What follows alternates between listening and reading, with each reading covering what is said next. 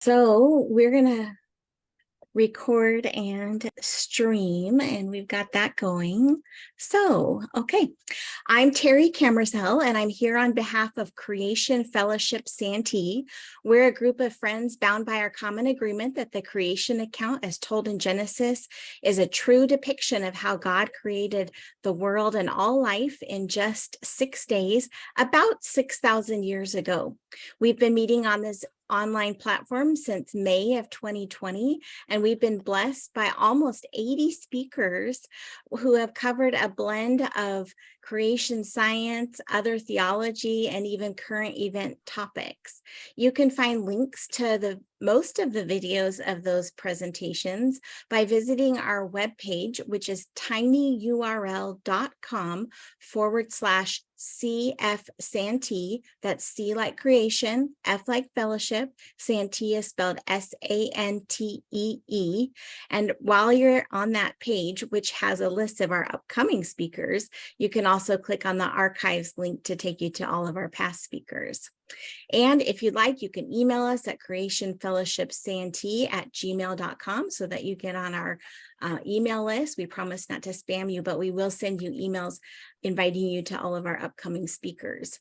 Tonight, we are definitely doing a creation science presentation. We're thrilled to have with us Dan Biddle. He's the president of Genesis Apologetics, which is an organization dedicated to training youth pastors, parents, and students about Genesis, creation, and the flood.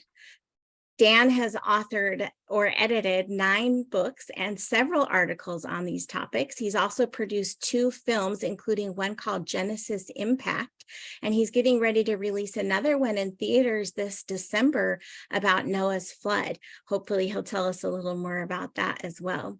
Dan is also a behavioral scientist and has extensive experience as an expert witness in courts, especially testifying on the scientific method. So with that, we're excited to have him with us. He's very knowledgeable about this topic. And so with that, Dan, I'm going to give it over to you. All right. Well, thank you very much. How are we doing on the audio visuals? Everything look okay so far? Yeah, looks so great. Okay. When you're ready to share your screen, your presentation, great. I will do that for it. right now. Okay, and share the sound. Okay, you guys should see it now, huh? Yes, it's good to God's go. image. Okay, Yes. Terrific. All right, well, thank you very much for having me tonight. I want to start out with a little prop here. If you guys can see this, okay. Any idea what this is? This is a piece of your back. This is a stack of 4 vertebrae, and you can see all the wonderful cushions that we have in between our vertebrae, and you look at the back, and you have all these nice facets, and then you have all these tubes that are perfectly aligned through which you've got veins that come through here and nerves and ligaments and tendons all connecting this wonderful system. And if you have to go to the chiropractor when any of these things get a little kink, a little bit twisted, right? But if you just look at this amazing, amazing design, it becomes very, very apparent that we are created and we are designed. And all it takes is just a little, you grab your garbage can wrong or do something heavy or jerk on a door wrong or whatever, and you get a little kink, and it's just a reminder how intricately and beautifully we are made, because this is construction and this is engineered. And so we're talking about human evolution tonight, and it's just profound when you start looking at something like this. Romans 1 says that creation makes known the creator. And we'll be going over that a little bit more tonight, but it just is really obvious to the human mind when we look at something like this, that there has to be an engineer, it has to be a designer. It's too stacked, it's too symmetrical, it's too perfect, and there's systems and designs that are going on in here that just do not erupt out of chaos. So it's very amazing design. So we're going to be looking at some of those more features tonight. I think we're going to be looking at the eye and the ear a little bit more, but we're also going to be taking the best case that evolutionists have for evolution, for human evolution, and stripping it down to its very, very constituent parts and then taking it out by its knees, because it's a very, very weak theory, and evolutionists have admitted that. That's an incredibly weak theory, and I think it's much more sensible and rational to believe that we're engineered and we're designed, not only that designed as creatures, but we're designed as the dominion stewards over God's creation. So we were the very last things that were created in God's creation. Then God commissioned us to take dominion over everything, to name everything, and then to be stewards over all of the earth. And that's why humans are distinct. We're the only things that are made in the image of God. So we're very, very special in that way. So let's go through the slide deck here with just a few introductory slides. So a little bit about our ministry. Yes, we do produce a lot of different movies. There's a list of some of them. They're available on Vimeo and Amazon Prime and Christian films. There's all kinds of YouTube places that you can also go watch these videos. They're all free. If you just go to our main website, which is genesisapologetics.com, you can see links for all of these movies. We spend a lot of our time producing content on YouTube. That's probably our largest territorial reach. We have viewers all over the world, about 175,000 subscribers now. We just crossed over 20 million views collectively. But we also speak a lot locally to schools and churches. We have an annual conference called G1conference.com that is held at William Jessup University, which is Northern California's largest Christian university. Usually have at least 500 people there, and we're having this one next year, February 10th, I believe, is our next conference. We have an online offering called the Student Zone, again, accessible by our main website, where our vice president puts out tons of content. I think he's out to 31 different different videos now in his library that are all designed for K-8. So if you have students who want to learn about creation, Genesis, the flood, dinosaurs, just go to our Student Zone, and Dave has about 31 videos. Are all between 5 and 15 minutes long, but they're all designed for the kiddos, and he does a great job at breaking it all down and keeping it interesting for them. For a little bit older kids, for 5th to 10th grade, we have our debunkevolution.com, where we take the leading arguments that are used in public schools, namely like life science class and early Earth history, or what they call world history or ancient civilizations. They teach evolution in any number of those different classes.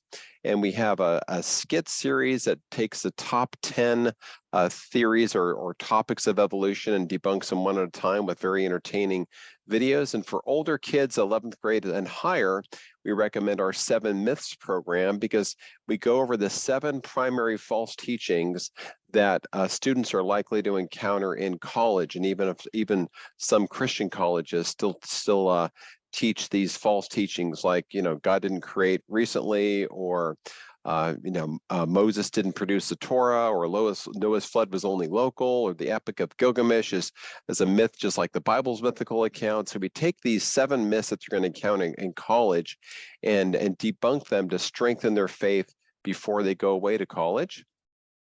And our top book is one called Answers to the Top 50 Questions About Genesis, Creation, and Noah's Flood. You can download this book free on our website.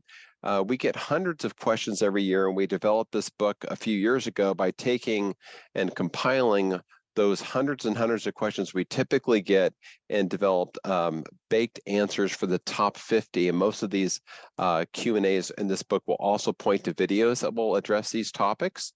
So it's a great book for students and parents alike. And if you're handy with the phone, which of course most of us are nowadays, you can download our mobile app called Genesis Apologetics, as we have over 120,000 installations. And this app will plumb right into a lot of our key videos on our YouTube our YouTube channel, Genesis Apologetics. And yes, we do have our movie coming out. We learned yesterday that it will be released in the theaters March 20th. So that's good news for us. We had to fit it in the Fathom schedule there. We'll probably have a final of the movie burned by December, but it will be out in the theaters in March. So please go to noahsflood.com and sign up for announcements of when that movie will be coming out in the theaters and links for tickets and things like that. But right now it looks like March 20th and 21st, at least a 2-day release by Fathom. And tonight we're going to be racing through all kinds of top evidences by just trimming along the tops of the trees. But we have a movie called Genesis Impact. You can just go to genesisimpact.com, where we really belabor a lot of these points. We look into the lead icons that are used to push the theory of evolution to students nowadays. We look at Homo habilis and Lucy and Homo erectus and Neanderthal, and we really dive deeper into some of these icons in that movie in a fun, entertaining way, where a Christian college gal is able to very cordially and in a very meek fashion dialogue with the museum docent. Of course, it's all dramatized, but it's done in a very Christ-like manner, where she addresses these top pillars of evolution with a museum docent. And let's start out with what God's word says about evolution and its consequences. And I'm going to go ahead and read this just so we're all on the same page here. I'll move this around here. Okay, so Romans 1 says this: For the wrath of God is revealed from heaven against all ungodliness and unrighteousness of men, who hold the truth in unrighteousness. Because that which may be known of God is manifest in them, for God has shown it to them. For the invisible things of him from the creation of the world are clearly seen, being understood by the things that are made, even his eternal power and Godhead, so they are without excuse. Because that, when they knew God, they glorified him not as God, neither were they thankful, but became vain in their imaginations, and their foolish hearts were darkened. Professing themselves to be wise, they became fools, and changed the glory of the uncorruptible God into an image made like a corruptible man, and to birds and four-footed beasts and creeping things.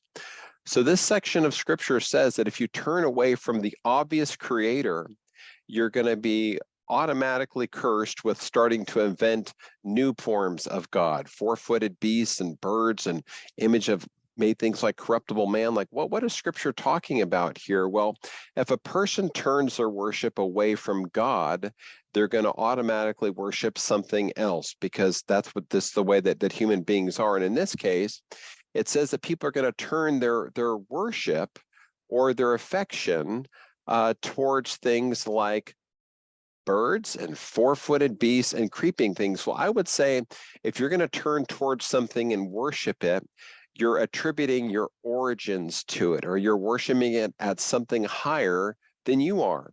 So in some way, this passage in Romans 1, in a very discreet way, I believe is suggesting that people will turn to the idea of evolution, thinking that we came from creatures like this. This is Schrödinger.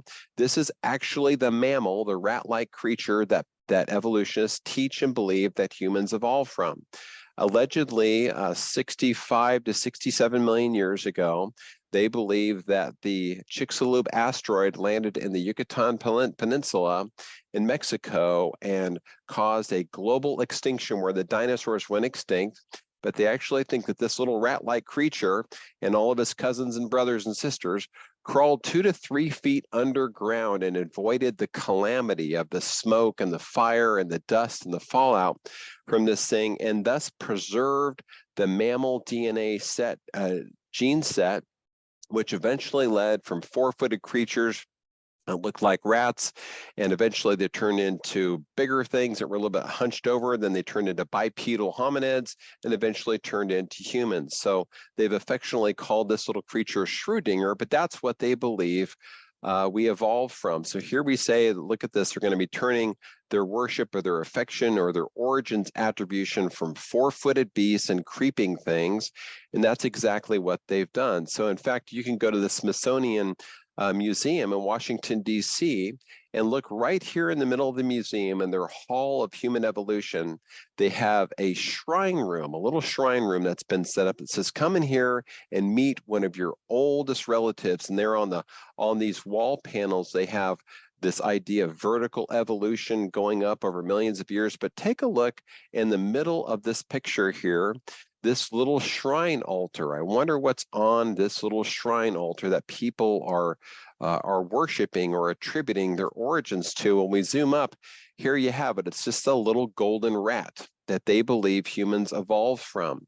So we're living in a day where Romans 1 is manifest right before our eyes, where people are attributing origin or giving their worship to rats, rather than an almighty creator God who spoke us out of nothing, breathed us into existence, put the soul, the nefesh, into us, and drew us from the dust of the earth, and made us in his own image, gave us commission to take dominion over the earth, and caused us to name everything. So we're definitely not evolved from these little mammal-like rats, but isn't it interesting how they've enshrined this thing in gold?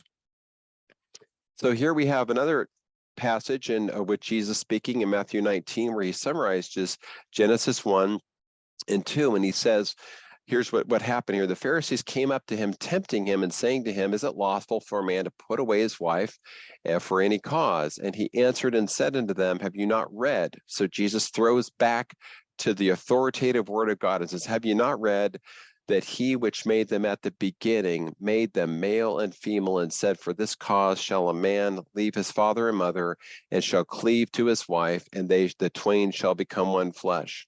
So in this one passage, we have Jesus saying that humans were created recently because they were created at the beginning of the creation. We have gender clarity, we have marriage, and we have sex.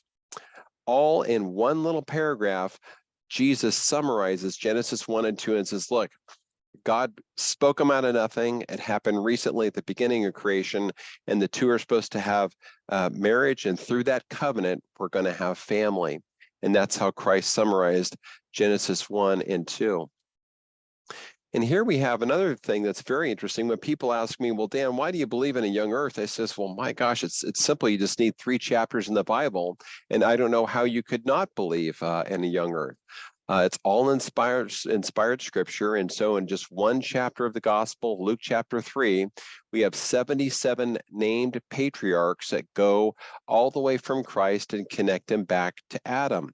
And that's significant because you have to have Christ as the second Adam who redeemed the faults and the fall of the first Adam, and you have to have them genealogically connected. Their DNA are shared, because what rights would Christ have to redeem the world if he couldn't link himself back to the first man who caused the fall to happen and sin to enter into the earth? So here's what that paragraph looks like longer, but here we have real history. Now, Jesus himself began his ministry about 30 years of age, being the son of, and here we go, a whole list of 77 some patriarchs, and it goes back at the very end. Here you say the son of Seth, the son of Adam, the son of God. So you can't take this last 4 words here with this comma and jam in 194,000 years worth of evolution, because most evolutionists would say, yeah, we think the Homo sapiens popped into existence about 200,000 years ago. Some would have it as early as 60,000 years ago. Most would say at least 100,000 years ago. So somehow compromised Christians take this passage and find a convenient way to jam in an extra 194,000 years into this timeline. But what we have here instead is a clear timeline mapping back about 4,000 years of history between Christ and Adam, who is the Son of God. And notice there's no room in there between the Son of Adam and the Son of God to put in millions of years worth of Neanderthals or Homo erectus or anything else. Adam came directly from God. And so we have this line that goes back from Jesus all the way through these patriarchs, or King David, all the way up to Abraham, back to Noah, and then through the 10 patriarchs that lead all the way back to Adam. So we can't somehow jam an extra 194 some thousand years into this timeline. It just can't be done. So we don't want to have Jesus evolving from these this plethora of icons that people believe humans evolve from. It's a disgrace, and it disparages the character of God. Okay, so let's look at a quick video here. I don't know if they're speaking in this video, but this summarizes how creation really serves as the foundation of the gospel. Without a real Adam, a real garden, a real tree, and a real enemy that led Adam and Eve into sin, the consequences for sin laid out in Genesis 3 has no foundation. And without this, the gospel and the entire New Testament has nothing to stand on. Because of the sin nature we inherited from Adam, we are all in need of a Savior. That's the very foundation of the gospel and the New Testament. Could you guys hear that okay? Yes, we did. That was great. Okay, perfect, great. Okay, that'll mean the other videos will have audio as well. So, even evolutionists recognize this. They say, look, they say no Adam and Eve means no need for a savior. It also means that the Bible cannot be trusted as a source of unambiguous literal truth. It is completely unreliable because it all begins with a myth and builds on that as a basis. No fall of man means no need for atonement and no need for a redeemer. And it's no surprise to any of us, I think, on this call today that you can walk into a lot of Christian colleges and find the idea that Adam was a mythical person. And evolutionists are saying right here, all we need is a mythical Adam and the whole Bible and gospel goes away. And I would say that they're right. If there was no real Adam, the Bible begins quickly unraveling. In fact, I was just at a college a while ago and they had a placard right up there next to the bookstore that says, "We're Adam and Eve, real people. Come over here to this talk." So it is sad that we're living in a time where that's actually being contested. Okay, so let's review the evidence for human evolution and see how it stands up here. So evidence actually, we're going to review it first, reviewing the evidence that supports the creation account in Genesis. So evidence one is that we have interdependent, obviously engineered, simultaneously assembled body parts that could not come together without intelligence. So it's kind of like a lock and a key. What good is a lock tumbler, like your deadbolt on your house, without a key? The key is designed for the lock and the lock is designed for the key. The two go hand in hand. Well, what about your starting system for a car? You see, if you have to have an alternator, then you have to have the flywheel to start the car. You've got a starter, you've got to have the wires, you've got to have the battery. We can't take any of these components out or the whole thing won't work. If you don't have a starter, it doesn't work. If you don't have a battery, it doesn't work.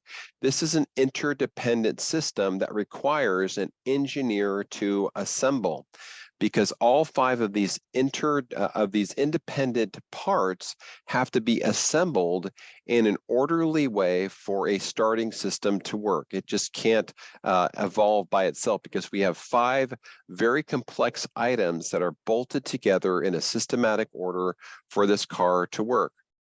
Well, do you know it's the same thing with your ear? In fact, when I speak in an evolutionist setting, sometimes at secular colleges, I say, look, I can disprove the theory of evolution in just 1 minute.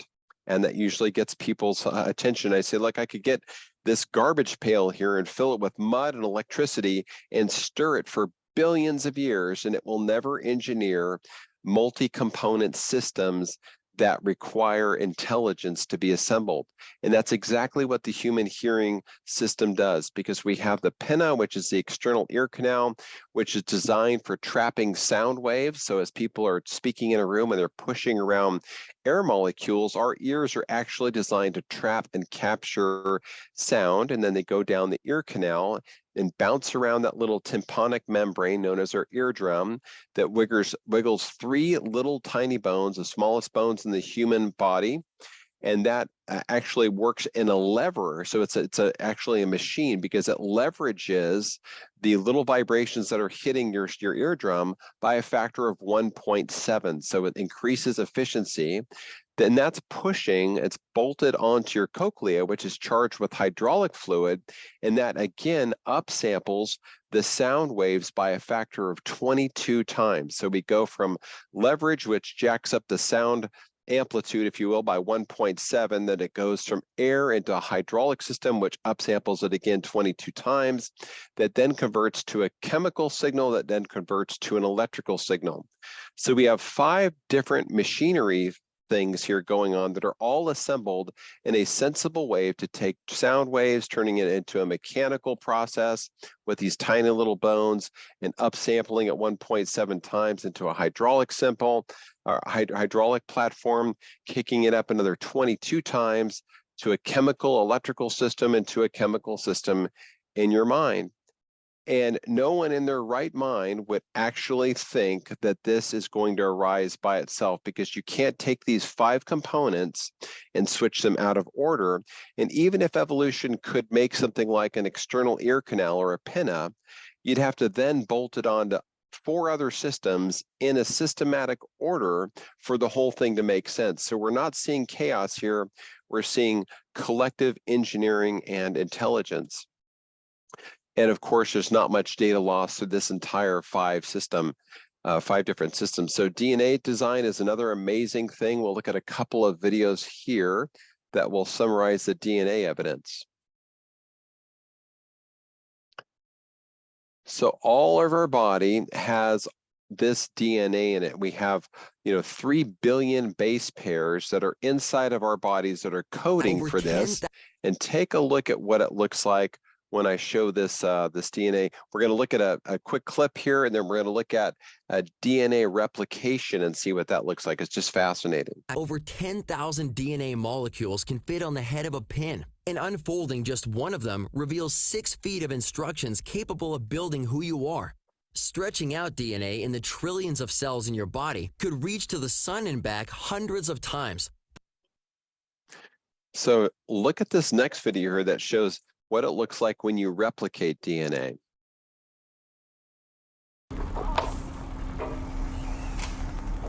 So we have billions of these molecular machines inside of our body that are going on right now, stripping apart DNA with a copying mechanism.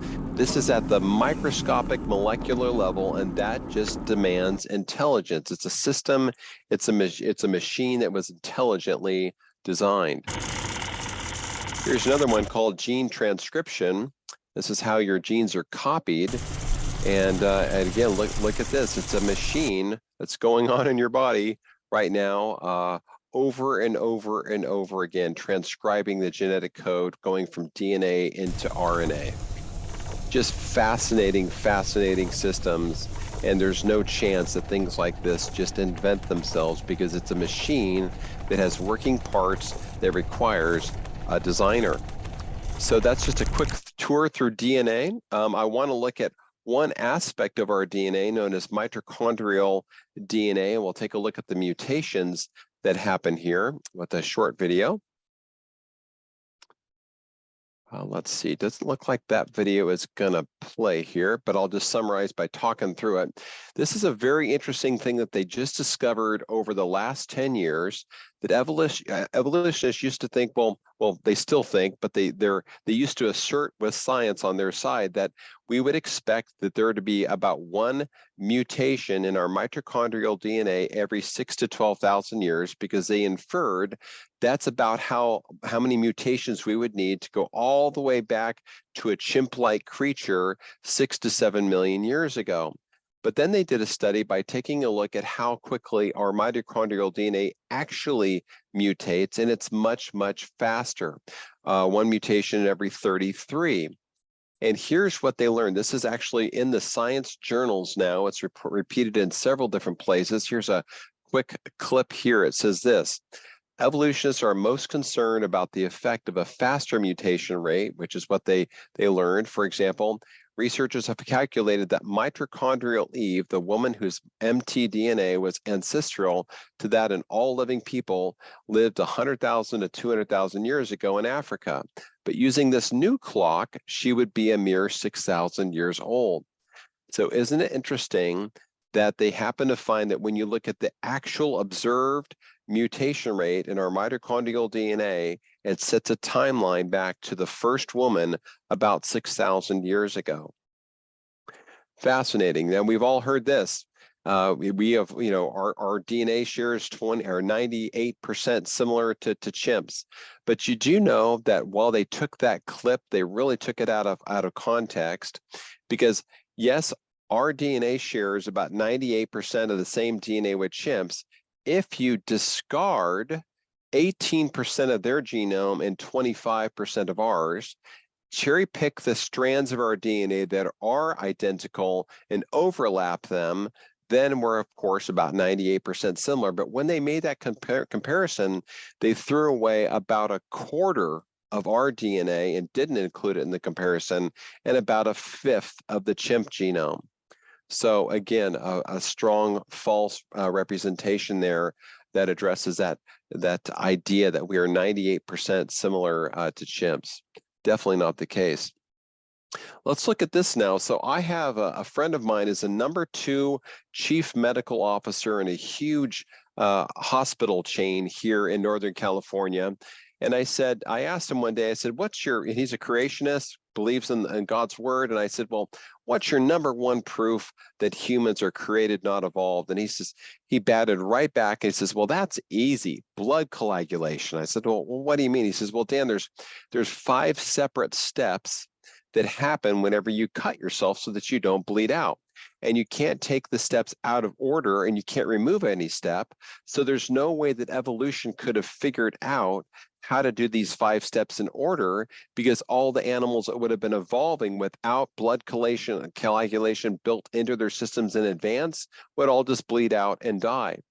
So you get injured, and not all these different factors are activated. The blood vessel contracts, you get a platelet plug, and then a fibrin clot.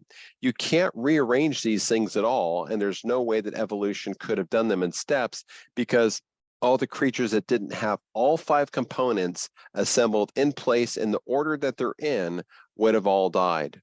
So that's a very interesting evidence that we were instantaneously snapshot created. And I think we may have another video here. No, I must have taken that out for saving some time here. So evidence number 5 is the overwhelmingly weak case for human evolution. And you guys, this has been very astounding for me to go through and spend years learning about the best case that they seem to have for human evolution, because I just kept finding myself saying, my gosh, you're just grasping for straws. Because just stepping back and thinking, if human evolution were true, we would expect at least 2 things from a very common sense standpoint. The first is we would expect to see it happening today vastly worldwide. We would expect to see all kinds of humans in some transitionary state. If we have 8 billion people alive today, we would have 1 billion in this category over here, halfway evolved, and this crowd over here, they're still walking on 4 feet, or hands and feet, and this crowd over here, well, they're a little bit better than the other ones. But we don't see that. We have 8 billion interfertile human species today that have all the same basic faculties. We vary like God has established by not even necessarily by different races. That's a different topic, but we have different people groups that carry similar traits, but we're all interfertile and we're all equal humans. And you can take a pygmy and they can have kids with an Aborigine, and anywhere else around the world, we are one human family. And so that's one thing I would expect, is I would expect to see all kinds of humans in various stages of evolution. And then I would expect to see, if human evolution were true, not a scrappy few dozen lame little bones around that supposedly lead to human evolution. I would expect to see swimming pools worth of evolved bones all over the earth, with humans in various stages. Did you know, we're going to see this as we go through it, but all they have is really enough bones that they allege supposedly support this transition between ape-like creatures and humans to put into a bathtub. That's all they have. And when I started digging under all the rocks and looking for all their evidence, I was astounded to find that that was the case. A bathtub's worth of evidence for the most important theory of evolution, human evolution. So let's dig into that by first taking a look at all their changing stories. If you go back about 100 years, well, here's the story of human evolution. Here you've got modern man and Eanthropus and Neanderthals and Pithecanthropus. Did you know that they've removed a lot of these icons and they put in new candidates over the years? Because if you go to 1927, you've got some new ones that are in, some ones that have been pulled out. You even have Piltdown Man here, which was not a human evolution at all, or human icon at all. And then we've got another idea that in 1951, it changes again. Do you know for every generation, they tell a different story? If you go back in the history books, as I have hundreds of dollars worth of rare books and old books that supposedly pitch this idea of human evolution. And the theory is all over the place because they're grasping at straws because it didn't happen. So even in a modern day book, if you say, well, let's just give me the most recent, National Academy of Science and one of the leading scientists in the world, they say, well, here's what we think. They no longer are willing to even call it a human tree of evolution. They're calling it a human book or a bush of evolution. But you notice all of the question marks that they have here on this chart? They really don't know how these creatures supposedly lined up to go from ape-like creatures to Homo sapiens. It's all based upon guesswork. And here's yet another one in Scientific American with a leading expert in human evolution. All of these dashes that we have here show broken links. Do you see this? They don't have a cohesive tree that leads to humans. They have a bush with broken branches, and they're even willing to admit here how all their branches are broken, saying we don't know which one connects to which one. And if you were to take all of these different icons, literally, you could take what you see here with all of these creatures like Homo habilis and Homo ergaster and put them into a bathtub. That's literally what we're working with here. Very, very scrappy evidence.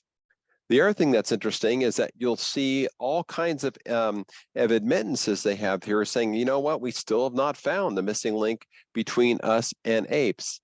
And we have other accounts like this, the human ape missing. Well, it's still missing. We don't have that link. Here's another one that says the oldest fossils of our species, redate humans. Is like, oh my gosh, we're going to have to redo the line of Homo sapiens by now 100,000 years. That's what they're now claiming. So we've got to go redo the story and shift things around another 100,000 years. Another one says, happy 350,000th birthday, study pushes back Homo sapien origins again. So this is a case that just happened in San Diego where they were digging up a freeway and found tools buried with mastodons, with woolly mammoths. And they're like, these bones aren't supposed to be mixed with human tools, but they found them with human tools. So of course, it makes sense in our timeline because we know that humans populated North America after the Babel dispersion at the waning of the Ice Age, and they lived there with all of the Ice Age related creatures who were there, and they were hunting and killing them. So it fits within our timeline just fine. Next, let's take a look at the scant, scattered, and sifted fossil record. And I use all those three words deliberately. It's very scant, it's very scattered, and it's very sifted because we have millions of ape-like creatures. We have tons of missing transition, and we now actually have more like 8 billion humans on Earth. So where are all of these transitions? Well, Dr. Ian Tattersall from the American Museum of Natural History says this: we could fit them all into the back of a pickup truck if you didn't mind how much you jumbled everything up. So I think the quote evidence is more like a bathtub. Some many secular evolutionists have said similar things. He says a pickup truck. Well, still, that's really, really weak evidence to take all of the evidence that we have supposedly evolved from humans or from ape-like creatures and put it into the back of a pickup truck. And we also have big, what's called inferential leaps or guesses between certain tags of evidence, different dots that they're trying to connect here. We have consistent exaggerations, contradictions, and overlapping icons. So we're going to take a look at some of the leading icons for human evolution going from the oldest all the way up to the newest. And here's a 6th grade textbook that's used in California. And this is very typical of the story that they say of human evolution. They say in summary form here, they say, look, we started evolving from Australopithecines 4 to 5 million years ago. That was Lucy's kind. Lucy's the most famous human fossil ever found, and we'll take a look at her in just a minute. Then we went on to Homo habilis, and Homo erectus, and then Homo sapiens. So that's a traditional timeline that you'll see in school textbooks over millions of years of evolution. Well, here's what Lucy looked like. Lucy's a fossil that was between 20 and 40% complete based upon how you would categorize completeness, but definitely half of her and then some is missing. And here is Lucy next to a little girl. So that's what the fossil looks like in places, LA Natural History Museum and San Francisco and different places where they have models of her whole fossil displayed. And we'll take a look at what they found. So this is what they found, and then they do this. This is from a 7th grade textbook, I believe. So now they've taken this scant semblance of fossils here, and they've made a complete woman looking like ape holding a little baby, walking with the baby on her hip like humans do, complete with a Lucy-like man. So look at the inference that's going on here. This Lucy has feet and hands, and they didn't find any feet or any hands with Lucy's fossil. And so they're taking a lot of artistic liberty to exaggerate a human-like appearance based upon a very scant finding of bones. Lucy actually looked like this. This is a resemblance that they have of her in the Answers in Genesis Museum. She was quadruped. She was hunched over, walking like an ape. And there's a lot of reasons for this. We'll get into just some of them tonight, but just consider how they found Lucy. So they found hundreds of bone pieces that they glued together to make this thing that they called Lucy. Over a 3-meter area of hillside, 50 square meters or 20 tons were sifted to find what resulted in about 20% of her bones. And just amazing. Look at how they assemble this thing from scant sifted evidence. So Lucy's skull, and they only found a few fragments of her skull, but they've since found other Australopithecines that they've inferred what Lucy's skull must have looked like. So you see here with Lucy specifically, all the brown parts are what they found, and the rest is all imagined. It's plaster of Paris. You had to use creative guesswork to imagine what they thought the rest of her skull might have looked like, but they only found the brown pieces. And you notice the slope of her face. Well, if you see that extreme slope, if Lucy was walking upright like they claim that she was, if she looked down while her gaze is facing forward, she would have looked down and saw her nose or her mouth, her jaw jetting out there. So definitely would have forced her into a more hunched over position walking. And they've also learned that her spine entered in from an angle just like chimps do today. So here's a sloped skull, very much ape-like. And there we see her gaze, and she would have been looking. She couldn't have seen hardly anything where her feet were going to be if she was walking upright. So that's where her gaze would have aligned. So definitely not walking like an upright creature. And here we have showing a graphic showing where her spine entered the base of her skull. It's called the foramen magnum. And did you know that this drawing here is actually incorrect? They show Lucy here kind of walking upright, and they show humans walking upright. Here's what the data actually shows. This is what the scientific reports show, that her spine entered her neck at the same angle that chimps do today, which would force her into a slumped, hunched over position, walking on all fours, whereas humans, our spine enters our foramen magnum very straight up and down, and Lucy and chimps would be very hunched over. So she definitely wasn't walking in an upright position. She would have had a sloped spine, walking hunched over like you see here. So then we have her semicircular canals, which are definitely better suited for walking on all fours. So we have 3 of these semicircular canals jammed in our heads here, and they're filled with fluid, and they control balance while we walk. Well, they've done studies on this and learned that Lucy's semicircular canals were the same as chimps are today. So she wouldn't have had necessarily the control center and the balance for walking or running upright like humans do today. They were 50% the size of humans but the ones that control certain motions were about the same. But the ones that would have controlled upright walking were half the size as humans, even controlling for body size. So here's another interesting thing. Did you know that you go into LA today or the Smithsonian or any museum where you see Lucy's fossil displayed, they're going to show her thoracic vertebrae. And recently they learned that that was accidentally included with her fossil when they were shifting through all those bones, because that is the vertebrae of a Therapithecus, which is an extinct baboon-like creature. So it wasn't even supposed to be with Lucy's kind. So if that's true, what else in this fossil is just an assemblance of different creatures that were scrapped together? But that's one thing you can point out to people if you ever visit a museum, is say, take a look at that thoracic vertebrae. It's not even hers, and evolutionists have admitted, yep, that belongs to a different animal. Okay, so now they are even having articles come out where they can't decide her gender anymore. They say, well, gosh, is it Lucy or Brucey as one headline, or another one came out in the Journal of Human Evolution and said, is it Lucy or Lucifer? Gender confusion in the Pliocene, and I think it's, of course, quite interesting that they would use the word Lucifer. Lucy or Lucifer. So they're not even sure now about her gender. They've also learned that her wrist could lock into place for knuckle walking, just like chimps do today, because there's a concave and convex locking system. So she could have, in fact, walked like a quadruped because her wrist can lock into place for knuckle walking. Ours cannot. Here's the end of Lucy's wrist bone.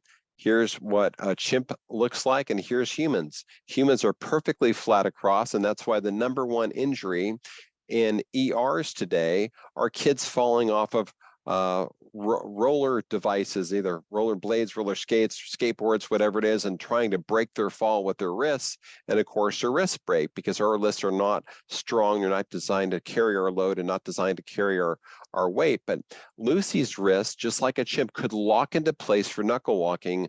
Ours could not. So clearly not very human-like. We see this curved, concave, convex locking system that she would have and that we did not. Her fingers are also curved, just like chimpanzees are today. Even by ape standards, they say they're very, very curved, and that would have been advantageous for Lucy to live and swing in trees. And they actually came out with a report with a bunch of forensic scientists saying that, you know, if Lucy...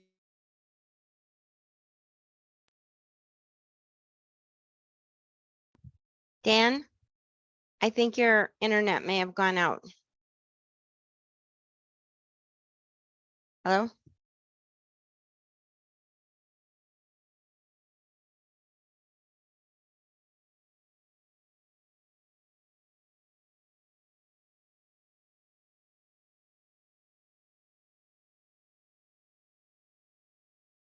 Let's see, it did it a little bit a couple minutes ago, but then it did catch back up. So hopefully. I don't think he knows. Can you text him? Yeah. No, I'll turn on my camera. Did you pause the recording? Go ahead. Great. All right, we had a little technical difficulty there, but I think we now have 400 specimens of Lucy's species. How about now? Can you hear me all right? Yes. Okay, perfect. Good. Okay, so this video will not play with sound, but what Donald Johanson says when they show this video is that they found a whole bunch of these Australopithecines, and we now have 400 specimens of Lucy's species, this whole army Australopithecus of Lucy's afarensis, kind, named after the Australopithecines, Afar across region. the stage. And we But know that they're while very they large show individuals, that to which lead were all the males, students who are going and to the watch smaller this short ones video, are certainly. there are not this, that they, so this is what they show, that there are like this whole army parade of all these Australopithecines walking across the scene here. What they're not saying is here's what they actually have. They actually don't have hundreds of complete upright walking skeletons. They have a picnic table full of scrapped bones that they believe belong to Lucy's kind. Fewer than 400 bones, and 35% of the whole collection is just teeth. So isn't that interesting how they exaggerate it? They show you this with hundreds of complete upright walking skeletons, but they actually have a picnic table worth of bones. So not much evidence at all. But all across the world, we see all these Lucy-like creatures with eye whites, and we know that apes do not have eye whites. They put eye whites on Lucy deliberately to exaggerate a human-like appearance. And they make her thinking. Here they've got her, we had to put an edit on this one, but now they've taken all the fur off of Lucy, and they've given her a husband and a kid. Lucy with eye whites, Lucy pontificating in deep thought. So definitely an exaggerated Lucy. Next, and I won't spend too much time on this, is the next icon. If you recall back in that 6th grade textbook, they said, our human line shifted from Australopithecus to Homo habilis. And I'm just going to say this one thing about Homo habilis. Did you know that this entire taxonomy is an invention? It's an idea. They've never found a complete skeleton that they call Homo habilis, and they have fewer than 100 bone pieces that they attribute to this taxon. And evolutionists are arguing with each other if it should even be a legitimate taxon because they have fewer than 100 bone pieces. On your left here on Chris Roop's book, they have 17 bone pieces, and that is what they call the type set for Homo habilis. That's the best example they have of this Homo habilis-like creature. Evidence that humans were actually the inhabitants of this site is also confirmed by a 12-foot circular foundation made of lava stones for a hut shelter they found in the same archaeological bed Dan, where Homo there's a video habilis bones were playing over found. you talking. Paleo experts even describe Sorry. Okay, let me go back and start that video, and then I will, because I'm not hearing the sound on my side, but I'll go ahead and start the video again. evidence that humans were actually the inhabitants of this site is also confirmed by a 12-foot circular foundation made of lava stones for a hut shelter they found in the same archaeological bed where Homo habilis bones were found. Paleo experts even describe this circular stone foundation as having a striking similarity to the dome-shaped hut shelters still made today by nomadic people in the same area. But it gets even better. They actually found the stone circle in a layer beneath Homo habilis bones. Now, that's not faring well for the theory of evolution.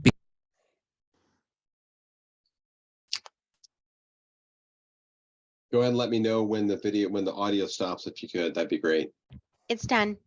Okay, terrific. So very, very interesting, quick review of Homo habilis, but I think the most amazing thing for me is just the fact that they really don't have any. They have maybe a half a bucket worth of bones they think are attributed to this creature that they call Homo habilis. So we will move on past there. Here's the replicas of the stone hut that they found, and they're very much like huts that are found by indigenous groups today. Of course, Neanderthals is what was pitched to me when I was a student in school. That was like the number one, the last hairy brute that was in the lineup of human evolution. So they have this drawing here done, I think, the London Times about 100 years ago. But Neanderthal was portrayed as this brutish half man, half ape creature walking around with clubs. But they've recently done more studies and learned, my goodness, they were just humans. They found them buried alongside with humans. They do ceremonies, they have artwork, they were involved in worship, they would even dive for sea cells at specific depths. They would make glue, a specific type of natural super glue that for hafting that people have a hard time replicating today. They were just humans that had a rather thick body plan, very, very similar to what Samoans might have today. Many Samoans will have that type of a phenotype. But Neanderthals were basically just humans. So here we have the lineup again. We have Australopithecus to Homo habilis to Homo erectus to Homo sapiens. And before that, they actually put Ardipithecus. And so we have that icon. And here we see how that's very scant and remote as well. Then we have Lucy. Then we have all these bones. That's all that they think that that's the entire Lucy bone collection of all of the types of Australopithecines that they've found. And 35% of that is just teeth. Then we have the Homo habilis, which is really represented by 100 bone pieces. You got to wonder how many 6th grade students in California that are now using this textbook look at the Homo habilis in their textbook and think, well, they probably have hundreds or thousands of those icons, but they really don't. That's represented by just 100 bone pieces with an invented category called Homo habilis. Then did you know that it's very interesting? They say between the period, of course, this is evolutionary timeline here, they admit that between what they think is 2 million and 3 million years ago, so a whole 1 million year span, they say that they basically have no evidence of human evolution there. They said you could take all of the fossils we believe fit that million-year time span and put them into a shoebox and still have room left over for putting in a good pair of shoes. Very, very interesting. And that's what I mean by having scant information. So I think we've about used up the time here. And apologize, I don't know what happened. My microphone just died in the middle of the talk there, but I'm using external mic now, so hopefully that works out good. But let's see if we can take some questions. And I know we're bumpered right up against the time. Yeah, so we do, and that was a really good presentation. It was, except for the hiccups, but they happen. Yeah. But other than that, it was a very good. It was very thorough. So thank you. So we love to hear the sciencey things. So we do have our friend watching on Facebook, Cheryl. She's asking if you can explain how they date the bones. Yes, they do have some modern techniques that they do to try to date the bones directly, but most of the time with evolution, they rely on dating the ash layers that the bones are found in between. And that's why it's a continually moving process. And it's because, these ash layers, they believe that they're formed and it's radiometric dating. And then they look at the parent element and how quickly it decays into a daughter element.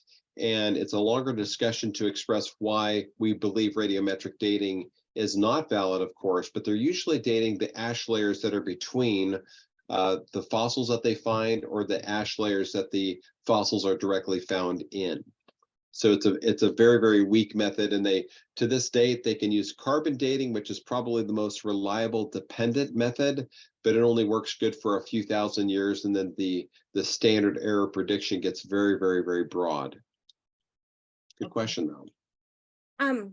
Here in Zoom, Linda's asking if you remember the slide that when you restarted the first slide that you showed, she was asking if you could go back to that one and explain it. Okay, let's see if I remember what slide that was on. I think it was blue and had some people on it. Was that right, Linda? And she's asking about the one right before there was a problem. But yeah, she said blue with people. Was there a problem here with this one, or was it right after this one? Well, you're not sharing right now. Can you share again? Let me go back and share. Got it. Okay. 1 second here. I'll share. And okay, share the screen. Let's go back and share. Okay, and I'm here, and I think that was the last slide I had before we had the technical problem. Is that right? Is that the one, Linda, that you're asking about? I think so. So go ahead, and if you could explain that one. Okay, I think it was the one right after this one where we talked about how many of Lucy's kind has been found. Here's where I have the technical error that I saw. We now have 400 specimens of Lucy's species Australopithecus afarensis, named after the Afar region. And we know that there are very large individuals, which were males, and the smaller ones are certainly females. Yeah, I don't think it's in the video. I think it's just before. Linda, speak up here. Help us out. She got knocked offline, so she's coming back in. She's kind of she's in a rural area, but it was a slide before this video, because wasn't this where he was having the problem, Terry? It was right around here.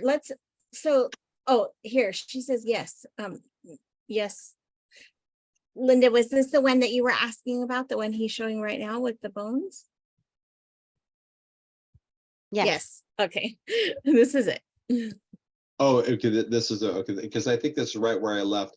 So Yeah. this is research that's been done on different fingers from apes, chimps, humans, and Australopithecines. And we see here on the very bottom the sample AL333-62. That was not from Lucy, but they believe it was from one of Lucy's kinds or Lucy's species. And you can see here how the finger is curved and ape-like, and they say even by ape standards, it's very, very curved. So when humans stick their hands out, our digits are completely straight, but apes can't do that. When they stick their hand out flat like this, it's going to be curved because each section of their hand or their finger bones are curved. So we see that this is, evolutionists would say, well, over millions of years we evolved out of the trees, and so we don't need curved fingers anymore. But wherever Lucy seems to fit in their lineup, her fingers were very much curved, indicates that she was still living in trees like a quadrupedal ape does. And obviously, if she fell out of the tree and died, they say, but this just shows that her fingers themselves were curved, and humans' fingers are straight. So they were curved just like apes are today. So very much she was just an ape. So that's what this one shows. And now I appreciate that explanation. That is I think that's fascinating. But Linda was actually asking about the next slide. Okay, no problem. So let's do that one too. Is it this one here? It must be. I think that's the one. Is that the one, Linda? Hopefully yes, that's the one. Okay, got it. So this is a picture that came out of a study that was done by a bunch of forensic scientists who tried to investigate how did Lucy die. And so they got a team together. This was actually featured on CNN. And they concluded because Lucy had a bunch of what's called green stick fractures, for example, in her wrist and forearm bones. And a green stick fracture is when you apply pressure on a bone until it starts splintering out like a green stick would. As you bend it, it begins splintering out and then it goes snap finally. And they found that's exactly what happened with Lucy. And so they hypothesized that her cause of death was falling 40 feet out of a tree while she was traveling about 35 miles per hour. She tried to break her fall and then extended her wrists out, and her bones snapped because she fell. So that was her cause of death. And so it's very ironic to think, well, what is this ape, which evolutionists say it was supposedly walking upright just like humans were today. They believe that from her hips and things. So if she's supposedly walking upright, what's she doing 40 feet up in a tree and falling to her death while being up in a tree? So that's the point of this slide. And how did she get to go 35 miles an hour in a tree? Just falling. By the time she reached the ground, they said she was going 35 miles an hour from gravity alone. From 40 feet? Yes. It's either 40 miles an hour at 35 feet or 40 feet at 35 miles an hour, but it's one of those two. So they believe that's how she died, from falling 40 feet down. By the time she hit the ground, she was going fast, tried to break her fall, and then her bones snapped. So it's hilarious to me, and how ironic is it that they think that Lucy is her claim to fame because they say she was definitely walking upright, walking on ground like humans, but her cause of death, according to evolutionists, was falling out of a tree. It's just like you can't make this stuff up. I have a question. Well, yes. Oh, okay, Yeah. Go ahead. Yeah, my question, I was speaking with Dr. Marcus Ross at the International Conference on Creationism. Yeah. And he was suggesting that maybe Adam was Homo erectus. Have you ever heard this? I have, and there are many people in Christendom that are espousing things like that, or that there is a Homo erectus line, and then God eventually picked one and breathed His Spirit into one of those. I would have to look at something that Marcus Ross wrote himself, or a book, or a document, or some video interview in order to comment. But I would definitely not agree with that. We're made in God's image, and the line of Christ goes straight back 77 generations from Christ all the way back to Adam. And I know people that say that, Lucy was part of thousands of ape-like creatures, and God picked one of those types of creatures and just shifted them from ape-like to human. Dan, I think you Yeah. misunderstand. He was not suggesting a long line of the Homo erectus going back hundreds of thousands of years. He's saying that Adam was maybe that we assume that Adam was Homo sapien. Assume that. We don't actually know that, do we? Right? We're just assuming it because we've already understood that. But he's saying, what if? Now he's just toying with the idea. What if Adam was actually Homo erectus? And so during the pre-flood era, obviously a lot of Homo erectus have been, the descendants of Adam, and then over time become Homo sapien. The interesting thing about the Homo erectus taxon is that they share 13 of 17 characteristics that we would attribute to Aborigines, Australian Aborigines. So there is a specific phenotype of features of different people groups around the place based upon people we have alive today and animals or people that lived back then. And I would just say that the Homo erectus group is a very lightweight group. There's not a lot of specimens that we would classify there, and we would all just be conjecture. We really don't know what Adam looked like. He might have looked like an Australian Aborigine, which kind of looked like Homo erectus, but I don't know. I don't know why he would want to have to say that Adam looked like or was a Homo erectus. I would say we'd have a lot of limited information to say either way what Adam looked like. But that's a great comment. I didn't know that was his perspective. I've recently heard about several people saying similar things. Yeah. Okay, thank you for that question. And then Jim also has a question. This is more on the philosophical side of things, but he asks, why is it that evolutionists can speculate willy-nilly and nobody bats an eyelash, but any creation-based explanations are disregarded out of hand? Sounds like a double standard, an anti-bias, or a bias against anything biblical.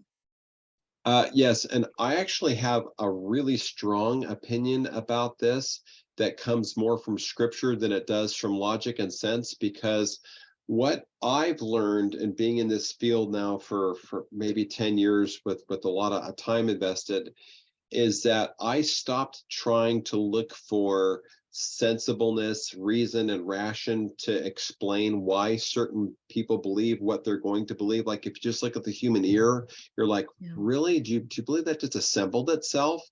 I believe out of Romans 1 and 2 Peter 3 and some other passages that it's completely a spiritual phenomenon. I believe that the God of this world has blinded the eyes of the unbeliever. And I think that scripture supports that perspective.